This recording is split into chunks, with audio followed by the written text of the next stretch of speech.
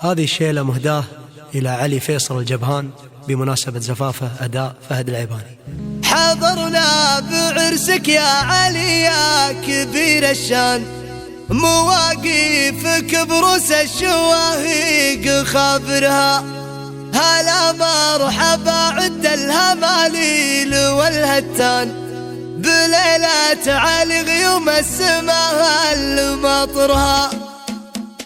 أحب الفخر والشعر وأغني القفا، وأسوق القصايد واعتلي في منابرها، وأغصى البحر وأجمل القاف والأوزان، وأحب الرجال أهل المراجل وقيل. حضرنا بعرسك يا علي يا كبير الشان، مواقفك بروس الشواهيق خابرها، زهيت النعم والمدح يا معرف الجدان، معارفك زحول الرياجيل تذكرها، باسم والدك فيصل مداهين للضيفة، عزيز الجناب اللي ما يحسب خسايرها، هلا مرحبا عد الهماليل والهتان، بليلة علي غيوم السماء المطرة، ولد فيصل المقدام ومشرع الديوان، عزام النشامة والكسيرة مجبرها، واخو احمد النوماس والمحزم المليان،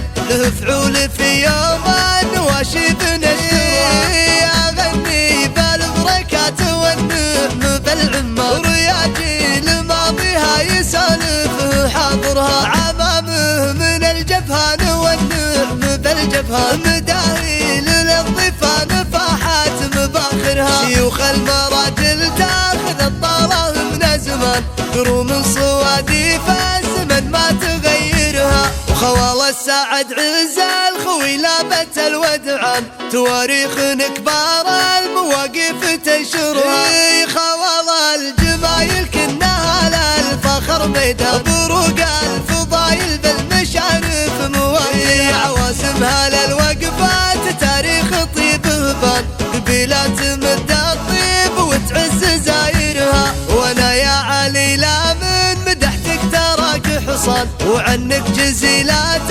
القصايد ما نذكرها، احب الفخر والشعر واغني القفا، واسوق القصايد واعتلي في منابرها، واغصى البحر واجمل القاف والاوزان، واحب الرجال اهل المراجل وقيل. حضرنا بعرسك يا علي يا كبير الشان، مواقفك بروس الشواهيق خابرها، زهيت النعم والمدح يا معرف الجدان، معارفك زحول الرياجيل تذكرها، باسم والدك فيصل مداهين للضيفة، عزيز الجناب اللي ما يحسب خسايرها، هلا مرحبا عد الهماليل والهتان، بليلة علي غيوم السماء المطرة، ولد فيصل المقدام ومشرع الديوان، عزام النشامة والكسيرة مجبرها، واخو احمد النوماس والمحزم المليان،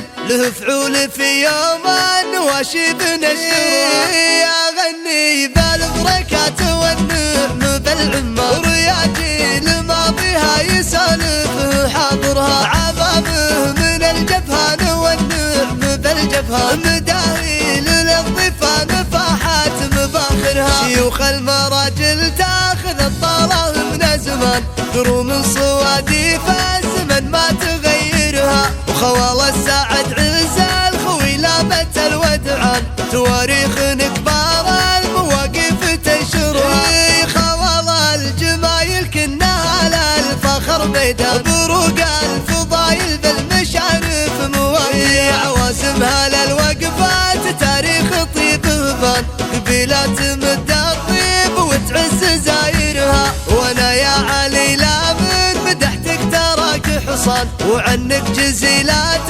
القصايد ما نذكرها،